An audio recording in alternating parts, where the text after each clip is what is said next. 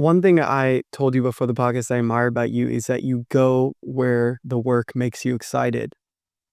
When the podcast stopped, in the sense that your co-host left and you had a very successful podcast and you could have said, let me fix this sinking ship. Instead, you were just like, him being gone, the workload that I would have to take on by myself doesn't sound exciting to me. Yeah. Let me just pivot. And then you just went from podcast to six-figure marketing agency. Yeah. How'd you even do that?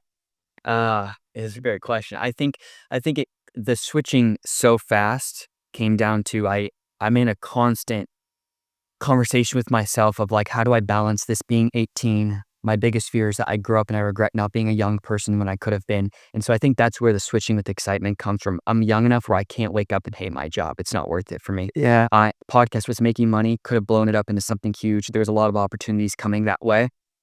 And I prayed about it and I was like, I still have a huge heart for Gen Z. I still want to be a part of the narrative that's being written. But I think I need to build something for myself before I get back into that field to show that all these things I'm talking about that I believe to be true, all these people that I'm talking to that are already successful and giving me their tools. Well, let me put it to work and let's see if I can build something for myself before I come back into this space.